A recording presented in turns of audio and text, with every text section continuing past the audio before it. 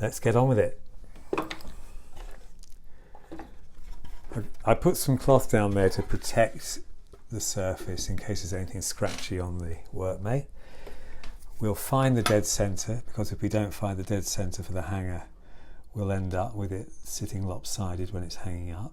The distance from side to side is 297. Half of 297, I can't do it in my head, is 1, 4, 8.5.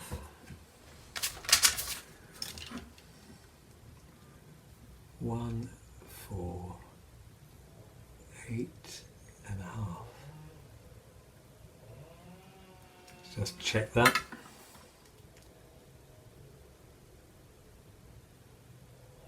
Spot on. And we also want it to be in the right place to take the screw. Now the D-ring has got a slightly raised bit there, so I want to put the hole so it's hanging in that position.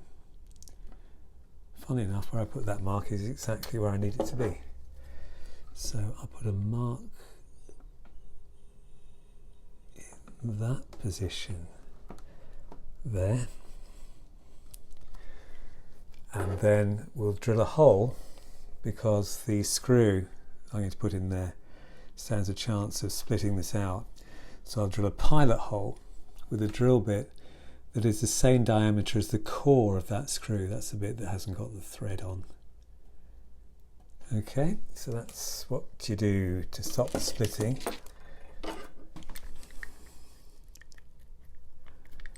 When you put a drill bit into a chuck, you want half the shank, which is the bit without the flutes on, in the chuck and half out.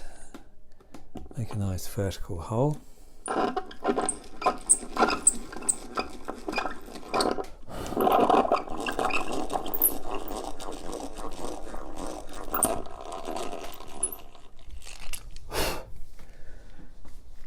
Take the drill bit out.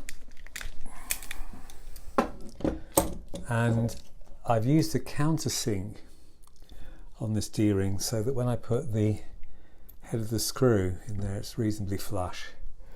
And I've also found the right size screwdriver to go into that crosshead. You don't want to try and get it in with a screwdriver that's the wrong size. And we'll just drive that in.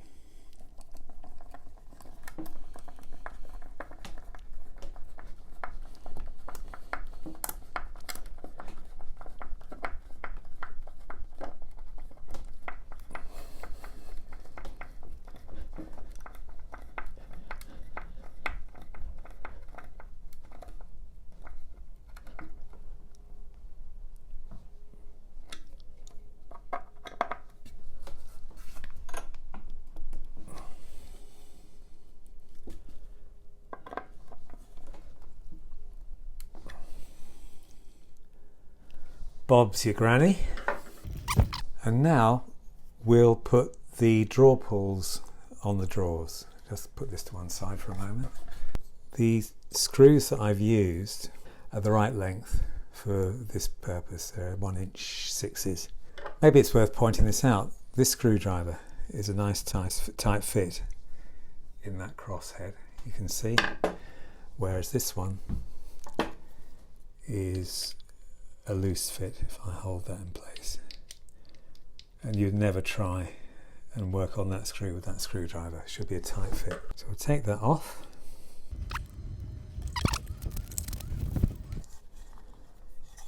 Pop that through.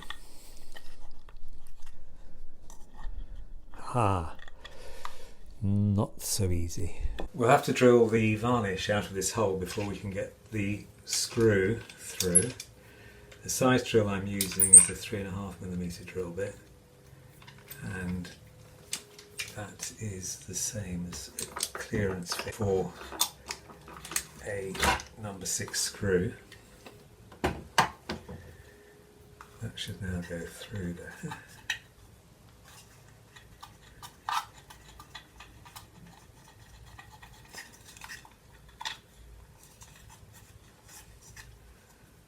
All we have to do is to hold that screw in position with the screwdriver and just turn that drawer pull onto the thread.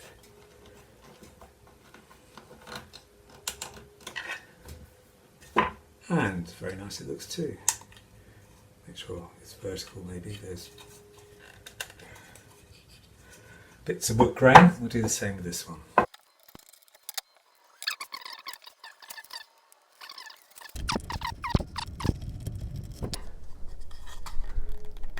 Good. So, 2 drawers done. Now the last bit. Take the tape off.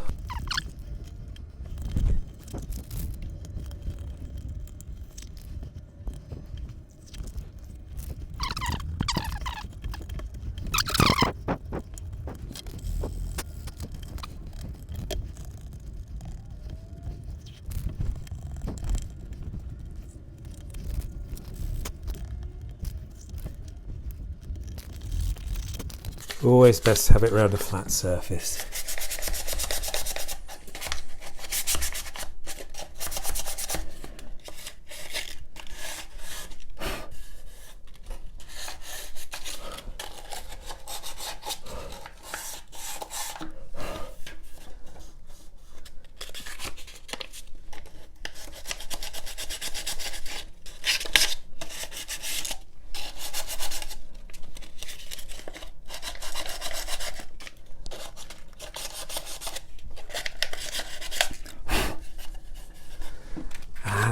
Let's see if they still fit. This one is top left, which is that one. Oh yes. And this one is top right. Oh yes. And there we are. The completed spice rack. And I must say, I never thought we'd get to that stage. What I've decided to do is to leave the cat food box printing on the bottom of the drawer. 2 reasons. You can show off with it to your friends to show just how environmentally friendly you are with your woodwork. The second thing is I want my cats, when they walk underneath my spice rack and I have the drawer open, to remember how generous they were the day they donated their cat food box. Can't stop playing with it. Ooh, I can feel the wind going in and out. Really nice.